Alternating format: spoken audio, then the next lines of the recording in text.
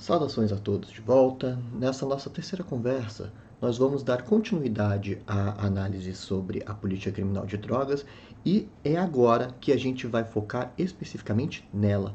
Como que se forma a política criminal de drogas que nós conhecemos hoje e como que ela se relaciona com este momento atual da política criminal atuarial, ou seja, aquele momento de mudanças nas décadas de 70 e 80 na política criminal que acaba gerando, que acaba formando essa indústria do controle do crime. Mas uma das coisas que as pessoas quase não costumam colocar na pauta quando se discute drogas é que nem sempre houve essa ubiquidade do fenômeno das drogas quando se trata de política criminal. Nem sempre ela dominou o cenário de debate público na esfera criminal como o faz hoje. Isso é uma invenção razoavelmente recente. A questão das drogas só começa a ser tratada internacionalmente como um problema, como uma questão, no final do século XIX, no final dos anos 1800. Ou seja, para fins históricos, isso é um fenômeno recentíssimo. E, ainda por cima, nasce não como uma questão moral ou de saúde, como acaba sendo enquadrada hoje. A questão das drogas, ela nasce geopolítica e ela permanece geopolítica.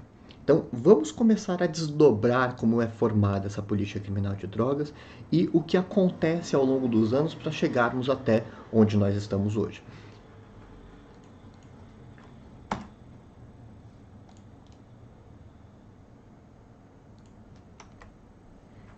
Em primeiro lugar, a questão das drogas como que dá origem, que está no nascimento da política de drogas do proibicionismo que temos hoje, ela é uma questão que começa na Ásia. Ou seja, é um conflito geopolítico na Ásia que dá origem àquilo que nós temos hoje. Imaginem vocês que o que gerava e girava a economia das práticas imperialistas europeias sobre o leste, o sul asiático, num determinado período dos anos 1800, é exatamente o comércio do ópio.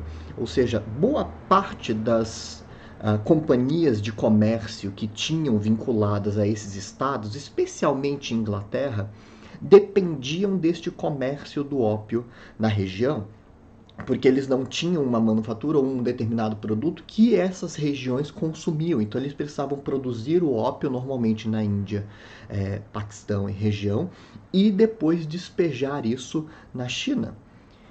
Só que, por causa dos problemas sociais que eram gerados em razão de uso problemático, porque não que as drogas sempre sejam associadas ao uso problemático nesse período, mas como você depende de uma indústria capitalista, com todas aquelas peculiaridades que nós vimos no nosso primeiro encontro, a necessidade de acumular e aumentar sempre em escala maior, isso gera ao longo do século XIX uma escala, um volume cada vez maior dessas drogas sendo despejadas localmente, ou seja, é necessário que o consumo seja sempre crescente nessas regiões e depois de um determinado tempo cruza-se a fronteira e o uso problemático começa a aparecer com mais clareza. Os governos locais tentavam barrar isso, tentavam segurar esse tipo de comércio que gerava prejuízos sociais e prejuízos econômicos localmente, a tal ponto de que a China, em alguns momentos, tentou simplesmente dizer não se entra mais carregamento de ópio aqui. Fechava portos, jogava caixas no mar, fazia com que não houvesse a possibilidade desse comércio. Só que em duas ocasiões, quando isso foi feito com uma medida maior, acabou gerando duas modalidades do que chamou de guerra do ópio, literalmente um conflito bélico na região que teve o respaldo da Inglaterra como forma de sustentar as suas companhias comerciais versus a China. China toma uma pancada nas duas ocasiões ao longo do século XIX e é forçada a manter o comércio do ópio localmente. Só que, nesse mesmo período, especialmente a segunda metade do século XIX, ou seja, depois dos anos 1850, há um novo jogador no tabuleiro geopolítico internacional. Estados Unidos já estava, depois de mais ou menos 100 anos de processo de independência colonial, processo de construção da sua infraestrutura industrial, e começa a voltar os olhos para a Ásia. Começa a voltar os olhos para esse espaço economicamente rentável. E aí começa a entrar na região, como Filipinas, como Taiwan, como outras ilhas ali daquele espaço, com o discurso de que se eles abrissem os portos para eles, Estados Unidos, eles deixariam que o controle do comércio dessas drogas opiáceas fosse local, que eles não iriam intervir nisso, eles não iam forçar nem a produção nem a comercialização dessas substâncias. E, eventualmente, se eles quisessem desenvolver essa indústria, que fosse uma indústria que revertesse localmente. E isso começa a ganhar espaço com determinados países locais, a tal ponto que consegue ajudar na independência de alguns deles contra a Espanha, por exemplo, começa a ganhar espaço e depois vira os seus olhos para a China, a galinha dos ovos de ouro da Ásia nesse período. Só que, quando chega um determinado ponto, a Inglaterra diz: não vou fazer nenhum tipo de pausa no comércio. Ele era excessivamente lucrativo para se encostar, não tem como mexer nisso sem gerar um impacto econômico muito forte na Inglaterra. Mas a pressão internacional vem aumentando ao longo desse período e a comunidade internacional volta os olhos para a Europa. E aí, neste contexto de conflitos geopolíticos, são formadas as primeiras conferências internacionais. Existe a formação das primeiras conferências do ópio na virada do século XIX para o século XX, especialmente na cidade da Haia, na Holanda.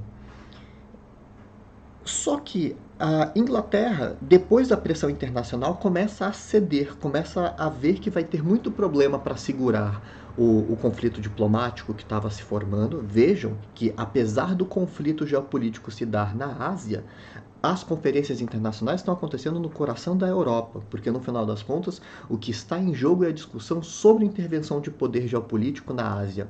Os países asiáticos não são chamados a conversar sobre essa questão. É no coração da Europa que essa discussão é feita. E a Inglaterra, vendo que ia perder essa disputa, ela joga a Alemanha para os leões. Diz: tudo bem, eu até paro o comércio de ópio localmente, mas eu não vou perder sozinho. Não tem como perder sozinho aqui, porque seria um tanto hipócrita dizer que há problemas no comércio de opiáceo na Ásia, mas a indústria farmacêutica alemã prospera com os derivados da coca na Europa. Era muito comum a utilização de substâncias derivadas da coca, não só para fins medicinais, como formas de anestésicos para cirurgias, etc., como também para uso recreativo, mistura de cocaína com vinho, a injeção disso na forma líquida como uma solução aquosa. Isso aparece em literatura, como no Sherlock Holmes. Isso aparece nos comentários de remédios e determinados emplastros para poder ajudar a tratar determinadas doenças da época. E, obviamente, várias bebidas são utilizadas com essas misturas de derivados de cocaína. Obviamente, o vinho Mariani é um dos principais exemplos, que é um vinho misturado com um pouco de cocaína. Pense como traços mesmo. Do mesmo modo que o café tem traços de cafeína, essas bebidas tinham traços de cocaína. Não é como se você tivesse uma overdose de cocaína por consumir esse tipo de bebida. E, obviamente, a mais famosa de todos é até hoje consumida, que é a Coca-Cola, que na receita original é uma mistura da extração da cafeína da noz de cola com a cocaína da folha de coca. Então, é muito comum localmente o consumo dessa substância na Europa, tanto para fins medicinais quanto para fins recreativos. E a indústria farmacêutica alemã prospera muito nesse período por causa dessa indústria. E a Inglaterra diz: não vou perder sozinho. Se a Alemanha concordar em parar com o comércio de cocaína, nós também paramos o comércio de opiáceos lá na Ásia. E aí, quando a Inglaterra desloca o foco, a comunidade internacional simplesmente vira o olhar para a Alemanha e diz: e aí, Alemanha? Agora o problema é com você. E, numa cartada de mestre, a Alemanha diz: tá bom, vamos fazer uma novidade aqui nessas convenções internacionais. Vamos fazer um acordo coletivo, mas que ele só entre em vigor para todos depois que todos os signatários assinarem o, a convenção. Ou seja, até que todos assinem, ela só tem um valor simbólico. E aí todos assinam, à exceção da Alemanha e da Turquia. E aí a pressão internacional, olha, Alemanha, tá faltando assinar aquele documento, tá faltando assinar aquele documento, porque no final das contas o comércio continuava sem nenhum tipo de intervenção e não havia força para garantir a assinatura e a entrada em vigor desse tratado. Até que vem a Primeira Guerra Mundial e uma das cláusulas do Tratado de Versalhes ao final da Primeira Guerra Mundial, com a Alemanha derrotada nesse contexto, força-se a uma das cláusulas é exatamente forçar a assinatura dessa convenção internacional. E aí, quando a Alemanha assina isso na saída da Primeira Guerra Mundial, você tem a entrada em vigor do primeiro diploma internacional que coloca como foco o problema das drogas na pauta internacional. Mas vejam que nós temos basicamente duas substâncias aí em jogo. É o ópio e seus derivados e a coca e seus derivados. Ou seja, essas duas substâncias só são colocadas por causa da questão geopolítica e econômica. O ópio aparece por causa da sua relação com as companhias comerciais europeias na Ásia, e a cocaína entra de gaiata nessa história por causa da indústria farmacêutica alemã. Não tem aí um grande foco em questões morais, uma questão sobre degeneração da sociedade, com o uso geral, generalizado de substâncias. A questão não é essa, a questão é estritamente econômica e geopolítica. Alguns personagens dessa época, especialmente os protestantes vindos dos Estados Unidos, tinham esse discurso de abstenção dos prazeres da carne, etc., de modo muito forte. Por isso que depois vai ter, nos Estados Unidos especificamente, a proibição da comercialização do álcool, etc. Ou seja, em alguns personagens, esse discurso moralista era forte, mas esse não era o plano de frente. Ele se mistura com o debate político, mas não é o plano de frente. Essa questão que a gente pensa de moralidade, saúde, etc., não é o plano de frente. E isso segue assim até a metade da década de 20, quando, lá em 1925, nós temos o primeiro momento de formação desse tripé de substâncias. Ou seja, quando, junto com os opiáceos e os derivados da coca, entra também a cannabis. Até então a cannabis estava de fora desse circuito de problema das drogas. Até então ela não entrava. Então vejam como, mais uma vez, não tem nem 100 anos que a cannabis é colocada como parte desta geopolítica internacional das drogas. Existe uma divergência aqui nos materiais que estudam essa questão, que não se sabe se foi o Brasil ou se foi a Inglaterra a responsável por colocar a questão da cannabis junto nesse documento de 1925. No caso do Brasil, nós temos já desde o século XIX uma resposta criminalizante à questão da cannabis, especialmente como forma de controle dos negros. Ou seja, controle de cannabis aqui no Brasil sempre foi uma questão associada aos negros escravos e depois da abolição da escravatura, os ex-escravos. Como controlar essas pessoas socialmente, culturalmente, etc. Então, existem várias medidas ao longo destes 100 anos, até 1925, tentando conter comércio e uso da cannabis aqui no Brasil, que normalmente se chamava de pito de pango, ou fumo de Angola, ou algum tipo de símbolo que vai associar a cultura afro com a utilização disso como fumo. Não é que a cannabis fosse um problema em si, porque a utilização da fibra do cânhamo já era muito comum culturalmente, nas velas, nas resinas para impermeabilização de navios, para velas no sentido de vela para as caravelas. Então, papel, tecido, as próprias telas artísticas normalmente eram feitas com fibra de cânhamo, mas a questão do uso como fumo era associado normalmente à cultura afro aqui no Brasil. E aí, como forma de controle dessas populações, nós temos esse contato desde cedo. Então, a formação de um interesse político no controle internacional dessas substâncias já vinha do Brasil.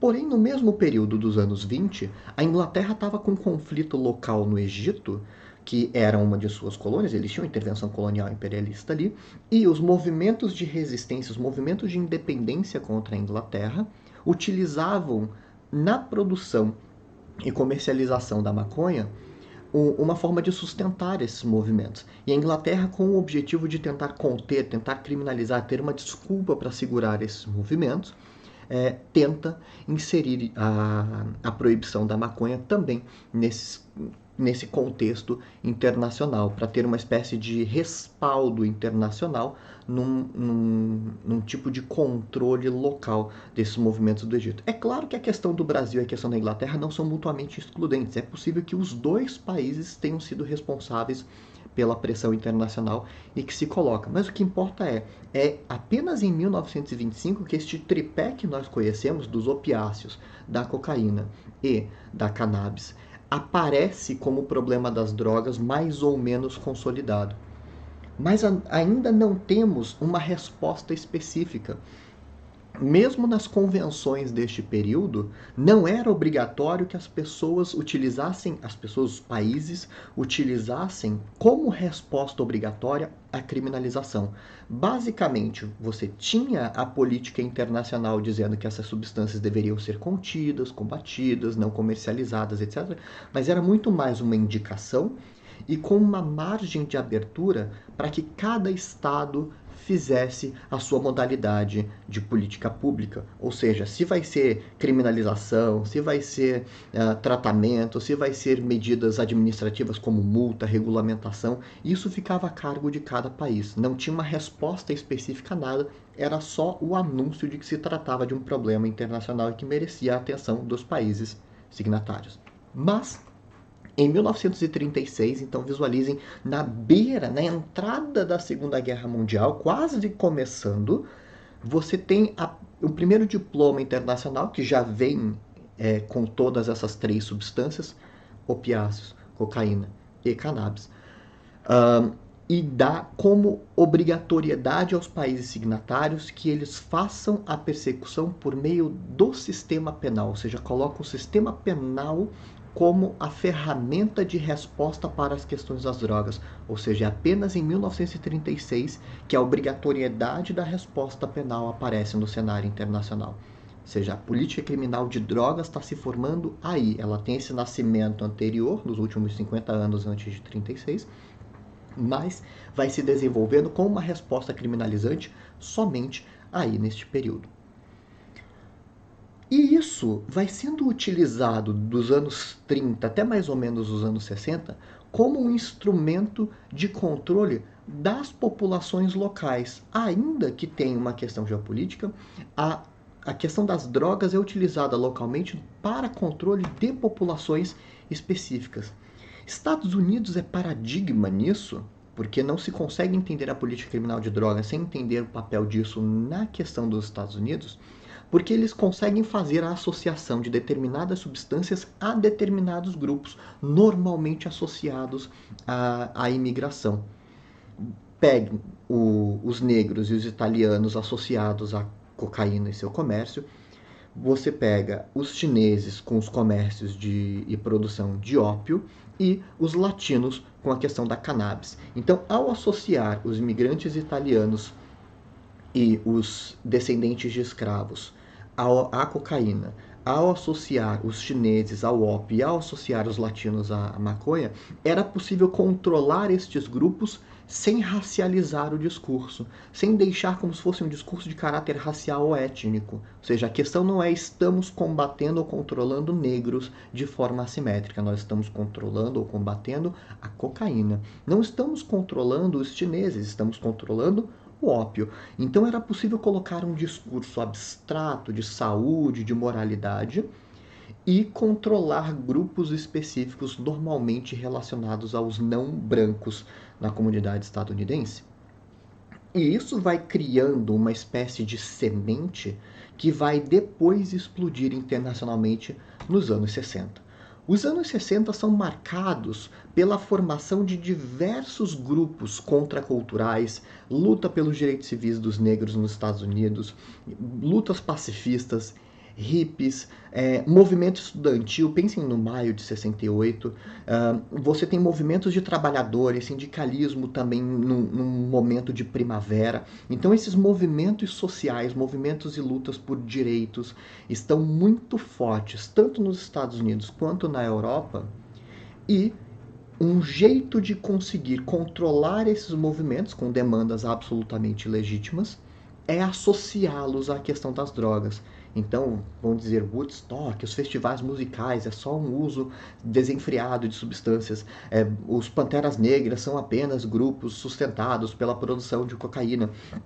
Então você consegue deslegitimar a atuação desses movimentos com o discurso de combate às drogas.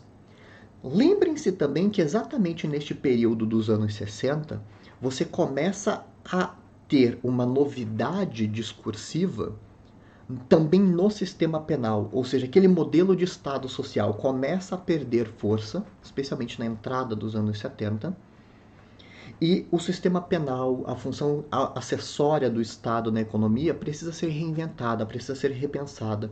E aí as políticas de Estado social vão sendo abandonadas e no lugar vão sendo colocadas as políticas do sistema penal. O Estado penal se torna o grande móvel econômico, a grande engrenagem para movimentar a economia a partir desse período. E de forma conveniente, a política de drogas está no nascimento, está na semente de tudo isso. É uma espécie de convergência por conveniência que essas substâncias sejam colocadas aí. E nesse mesmo período é inserido no discurso o que se chama de ideologia da diferenciação. Essa ideologia da diferenciação, ela cumpre um papel essencialíssimo na questão das drogas, porque você consegue pegar um mesmo fenômeno econômico, destrinchá-lo nas suas contradições e colocar o combate de uma dessas dimensões a partir de um discurso e o outro a partir de outro discurso. Vejamos aqui o que vai significar essa ideologia da diferenciação.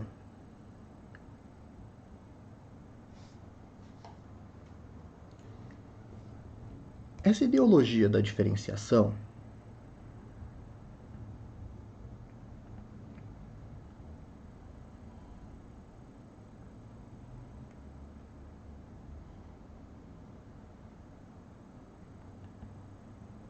significa a separação que nós conhecemos hoje, já está razoavelmente popularizada, mas ela vem deste período, entre o traficante e o usuário. Basicamente, para cada um desses núcleos, ou seja, de um lado a produção e a comercialização, do outro lado a realização do valor. Então, do ponto de vista econômico, é basicamente o mesmo fenômeno, é o mesmo ciclo que se completa, mas do ponto de vista do discurso político, isso é separado. Para o traficante, é destinado o discurso médico, perdão, o discurso jurídico. Ou seja, para o traficante, a resposta penal, a resposta criminalizante, a resposta de punir com o cárcere e assim por diante. Para o usuário, a resposta médica. Então, pena, e para o usuário, o tratamento.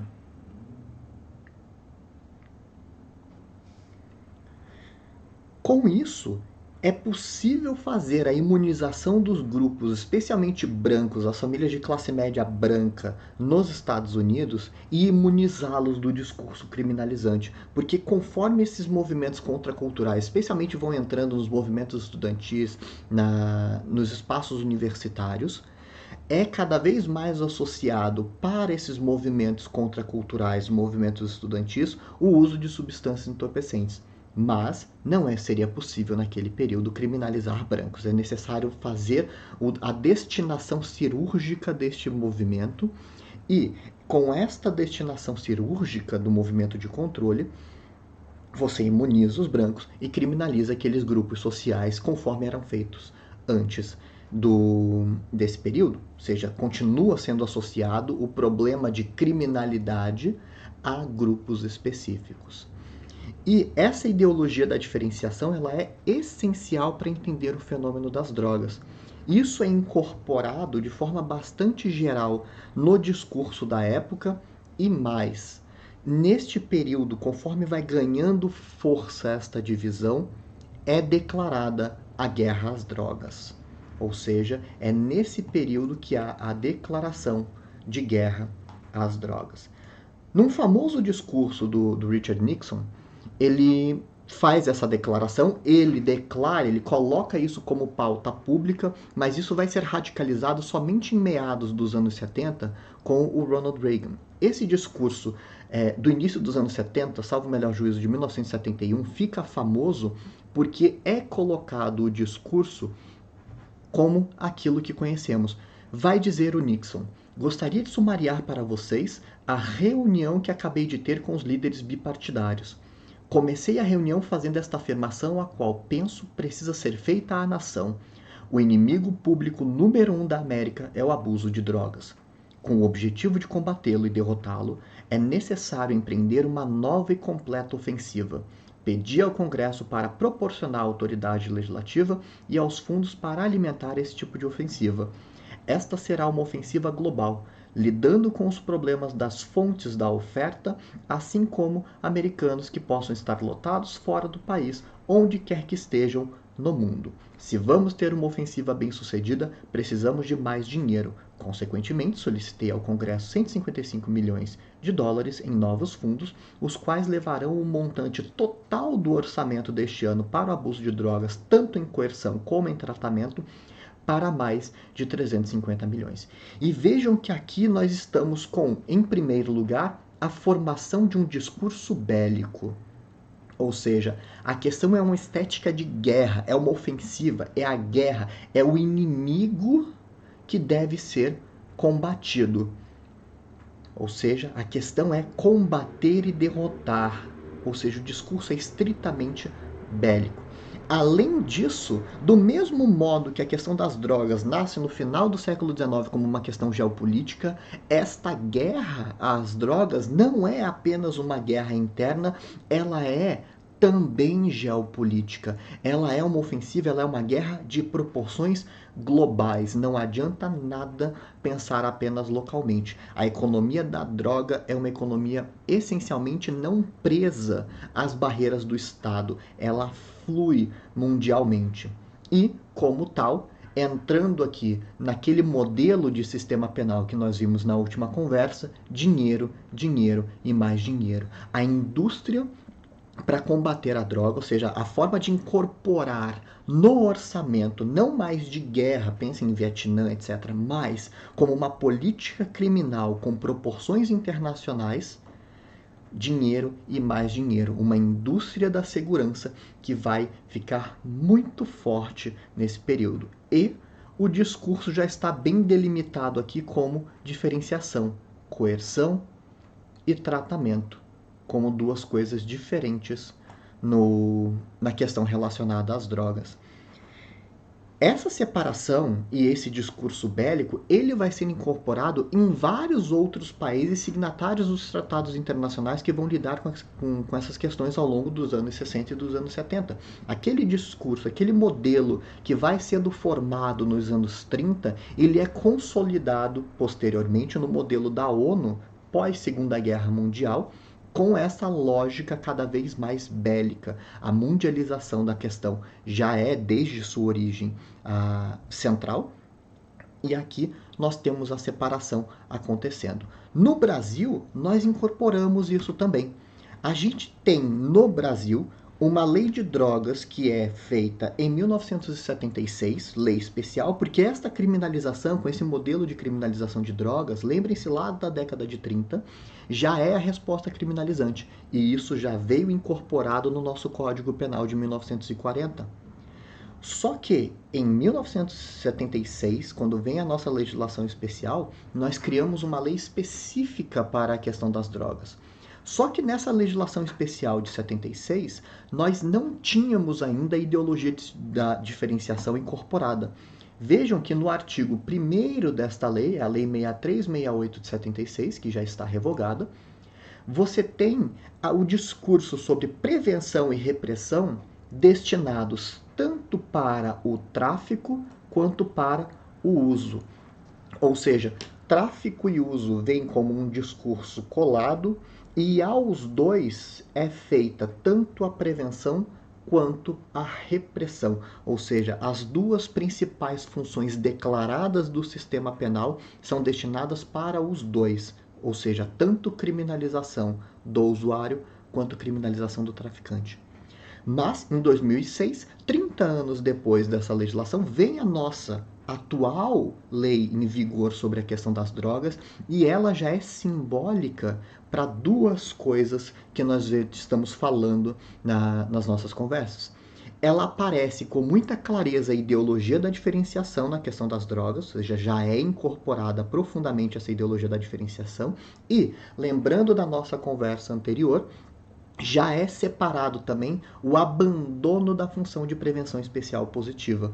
Ou seja, não é mais prometido pelo poder público a ressocialização. A questão agora é incapacitar, neutralizar e manter este sistema sempre crescente, uma criminalização sempre crescente.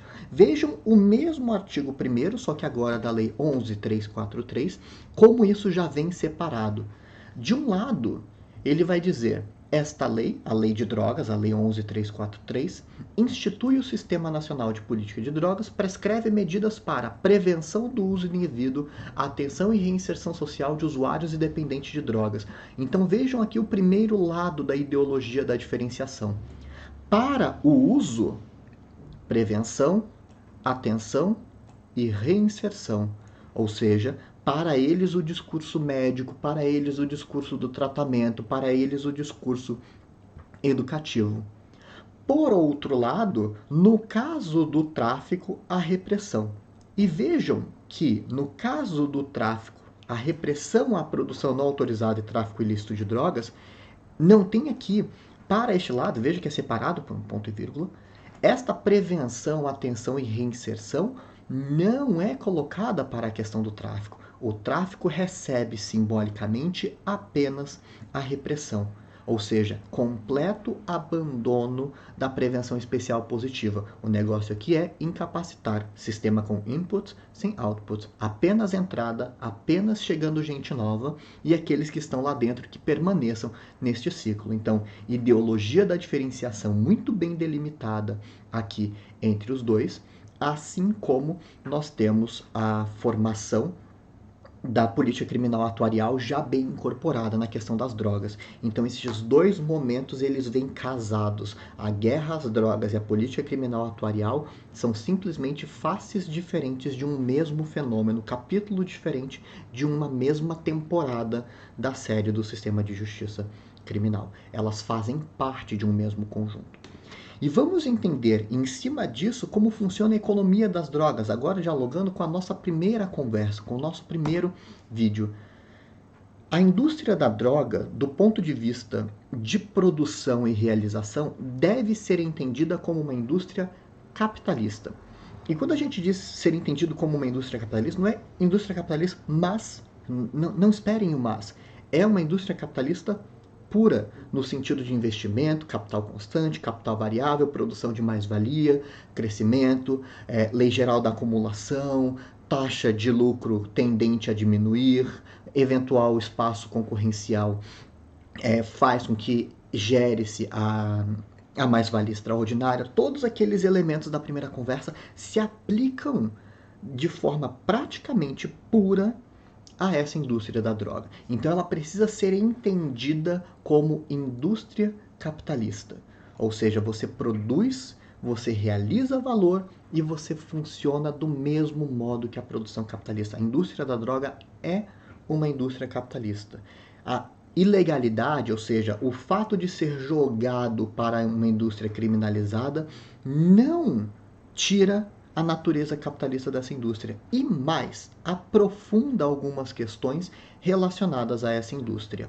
Ou seja, por meio da criminalização, algumas coisas que não são possíveis numa indústria regulamentada e legalizada, é possível do ponto de vista de exploração do trabalho na indústria da droga. Vamos ver como funciona, porque graças à política criminal, nós temos o aprofundamento do capitalismo nesse setor.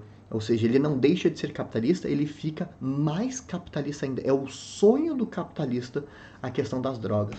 Em primeiro lugar, lembrem-se que os limites para a exploração da força de trabalho, especialmente nas legislações trabalhistas, elas acabam sendo uma barreira para a aceleração da acumulação do capital. Ou seja, você pode explorar o trabalhador nas indústrias regulares, mas você sempre vai bater naquela barreira jurídica, sempre corre o risco de ser acionado do ponto de vista trabalhista e ter que pagar indenizações por questões de hora extra, o salário tem que ser observado um mínimo, você tem uma série de elementos que precisam ser observados nas indústrias regulares.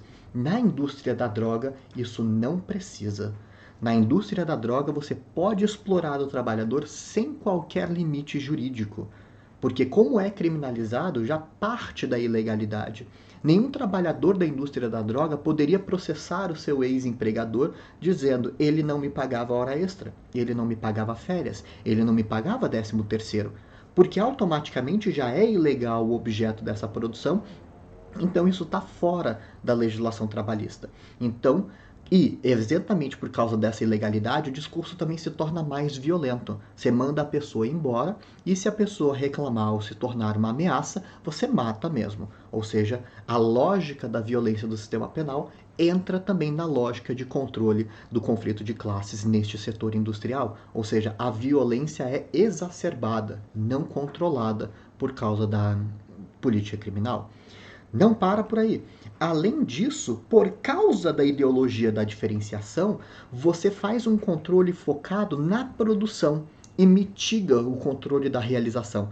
É como se o grande problema da indústria da droga fosse produzir esta substância e chegar até a comercialização. Uma vez comercializada a substância, uma vez realizado o valor, você passa por uma zona cinzenta e de imunidade, porque sai do discurso jurídico e você consegue voltar para o esquema de reprodução ampliada, acumulando capital neste processo. Ou seja, a ideologia da diferenciação destaca dois momentos essenciais de um mesmo ciclo econômico. Ou seja, os mesmos ciclos de produção e realização, que fazem parte como duas faces de uma mesma moeda, a ideologia da diferenciação destaca. E aí é só você chegar até um determinado ponto e depois ali o retorno é muito mais fácil graças à ideologia da diferenciação. Mas não para por aí. Além disso, um dos principais problemas das indústrias capitalistas do século XX são as crises de superprodução. Foi assim na década de 20, foi assim na década de 70. Ou seja, o problema é que nós conseguimos, por meio de automação e aumento da composição orgânica do capital, fazer uma aceleração da produção capitalista sem precedentes que não tem o mesmo acompanhamento do consumo. Por isso que no meio desse caminho do século XX são criados mecanismos para acelerar o consumo, como a obsolescência programada e a obsolescência perceptiva. Ou seja, você destrói, você projeta para que o bem não seja durável, para que você tenha sempre ciclos de consumo, que você não consuma para sempre, ou, mesmo quando funcione, você dá a impressão, por meio de alterações de design e outras coisas, você indica para a pessoa que ela está com um produto velho. Ou seja, ela tem que voltar a consumir mesmo com o produto funcionando. Então, esse tipo de mecanismo precisa existir para essa indústria capitalista do século XX, agora do século XXI, por causa dessa necessidade sempre crescente de consumo. No caso das drogas, o Estado ajuda a combater isso. Porque quando você tem apreensões desses carregamentos, você tem apreensão das drogas e destruição, você está sempre enforcando um mercado com demanda que não necessariamente diminui. Ou seja, você tem espaços para a destruição dessas mercadorias de tal modo que você nunca tem um mercado inundado de produtos. Ou seja, aqueles que consomem estão sempre tendo um acesso dificultado graças à política de Estado.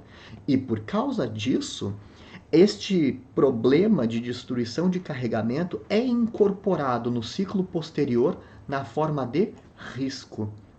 Significa dizer, o valor produzido no primeiro ciclo, ele não é destruído com a destruição do carregamento. Ele é incorporado no ciclo seguinte para dizer, veja, a fiscalização de Estado, está sendo necessário gastar mais com essa produção, está mais arriscado conseguir produzir e comercializar essa substância. Então, o que acontece com o preço dessa mercadoria na realização? Ele sobe, ou seja, você agrega valor graças à política criminal, ou seja, a política criminal torna o produto, torna a mercadoria sempre mais valiosa graças a essa distribuição. Ou seja, você ainda tem mecanismos de contenção de crises econômicas neste setor industrial. E, para finalizar, a política de controle desta produção, ela está sempre um passo atrás porque ela precisa ser financiada não pela própria indústria. Imaginem que as indústrias regulares, elas pagam tributos e por meio deste tributo você sustenta a fiscalização desses espaços. Ou seja, com o tributo pago pelas empresas regulares no Brasil, você, por exemplo, sustenta o Ministério Público do Trabalho e as auditorias feitas pelo MPT espalhados pelo Brasil. São sempre auditorias meio falhas, porque eles não conseguem manter uma fiscalização tão profunda. Mas a questão levantada aqui não é se é uma fiscalização efetiva ou não. A questão é, essas empresas sustentam a sua própria fiscalização. Ou seja, por causa da tributação paga por elas, é possível manter uma estrutura fiscalizatória de Estado para o cumprimento das legislações trabalhistas. A indústria da droga não precisa disso. A indústria da droga, em primeiro lugar, não tem a necessidade de observar legislações trabalhistas. E, em segundo lugar, a fiscalização dessa indústria, que é o sistema penal, ou seja, é a política criminal que é feita, ela é sustentada por financiamentos externos a essa indústria. Significa que manter o sistema penal com esta aparência que nós temos hoje, este dinheiro vem de fora, ele não vem pela indústria da droga. A indústria da droga não paga o imposto que vai ser utilizado para manter as polícias que vão fiscalizar, processar, investigar a produção e realização desse valor. Ou seja, é necessário vir de fora. E por causa deste deslocamento, por causa desse destacamento, nós temos exatamente que o Estado está sempre um passo atrás em termos de fiscalização. Porque essa indústria, por não ter nenhum tipo de dificuldade para fiscalizar, para poder controlar as substâncias, a força de trabalho na produção dessa indústria da droga, ela pode crescer em escala mais acelerada do que normalmente seria possível. Ou seja, a acumulação do capital se dá em escala mais acelerada do que uma indústria tradicional. E, por outro lado, a fiscalização está sempre um passo atrás, porque não é possível utilizar o mesmo financiamento desta indústria que prospera para fiscalizar essa indústria. Ou seja, é necessário utilizar um financiamento externo, então o Estado está sempre um passo atrás. E, por estar sempre um passo atrás, a única coisa que ele consegue fazer é melhorar o crescimento dessa indústria. E aí, nesse contexto, é exatamente graças à política criminal que este setor prospera em escala acelerada. Ou seja, ele não só é incapaz de dissuadir, de conter o crescimento dessa indústria da droga, como do ponto de vista econômico, a política criminal é um combustível, ela alimenta o crescimento acelerado. Porque é o sonho de todo o capitalista que ele pudesse explorar a força de trabalho sem ter que prestar satisfação para legislações trabalhistas. É o sonho do capitalista de que ele pudesse aumentar o risco de comercialização da sua mercadoria e incorporar com uma espécie de estrangulamento dos mecanismos de crise, aumentar o valor intrínseco dessa mercadoria. Assim como é o sonho deles de que você tenha uma estrutura fiscalizatória deficiente, que você tenha uma estrutura fiscalizatória que não é capaz de fiscalizar a sua mesma indústria, ou seja, você não paga tributo em cima disso. Ou seja, todos os sonhos que eles falam sobre desoneração de folha de pagamento, essas legislações trabalhistas, etc., neste setor industrial, é o sonho do capitalismo. Ou seja, graças à política criminal de drogas, nós temos um verdadeiro sonho do capitalista em curso. Ou seja, é possível, por meio dela, aumentar, aprofundar a produção de valor nesse setor por causa da política criminal. E, para a gente deixar a deixa para o nosso próximo encontro, para a nossa próxima conversa, do mesmo modo que essa indústria nasce internacional e geopolítica, esta política criminal, em razão da ideologia da diferenciação, ela vai ter consequências também geopolíticas. Os mecanismos de dependência econômica e a economia por trás do sistema penal no momento atual que nós vivemos é aprofundado por causa da política de drogas em escala internacional. Só que isso a gente vai conversar no nosso próximo vídeo.